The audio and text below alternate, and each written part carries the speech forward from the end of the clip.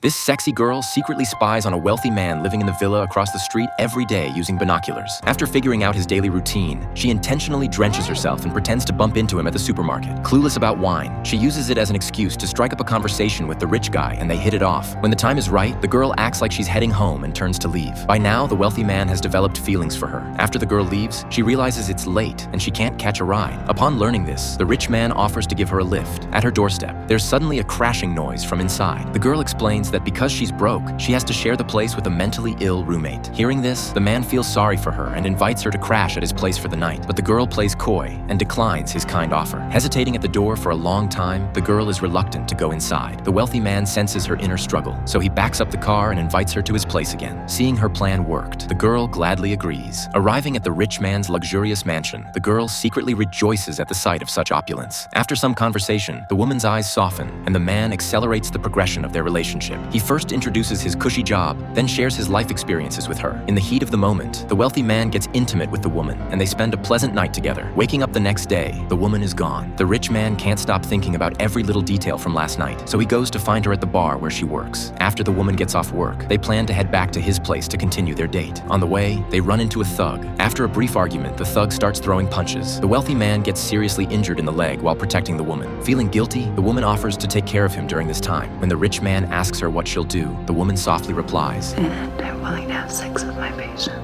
He gladly accepts her proposal. Using the excuse of going home to pack, the woman tricks the wealthy man into giving her the passcode to his house. Back at the rental apartment, she catches the landlord harassing her roommate. Turns out this greedy, lecherous old man often peeps on the girls showering. With his misconduct exposed, the landlord slinks away in embarrassment. After packing, the woman bids farewell to her unsuspecting roommate. Her plan a success, she heartlessly abandons her roommate and goes to the rich man's side, ready to execute the next phase of her scheme. While the wealthy man is sound asleep, the woman steals his phone and unlocks it with facial recognition. It turns out the rich man's phone can remotely control everything in the house. When he wakes up and finds his phone missing, he suspects the woman. At this moment, she's showering in the bathroom. The man rummages through her bag and surprisingly discovers a photo of her with her roommate. In a panic, he drops something on the floor. Just as he bends down to pick it up, the woman happens to come out. The wealthy man quickly apologizes, and the woman magnanimously forgives him. The next morning, the rich man once again finds his phone missing, and the woman is not in the bedroom. He hurries downstairs to look for them and inadvertently sees the TV reporting news of the woman's roommate being murdered. Startled, the wealthy man turns to see the woman returning, inputting the passcode and entering without a care, her face beaming with joy. He urgently asks about her roommate's situation, but unexpectedly the woman responds with complete composure, not showing the slightest bit of panic. Faced with the rich man's questioning, the woman calmly answers,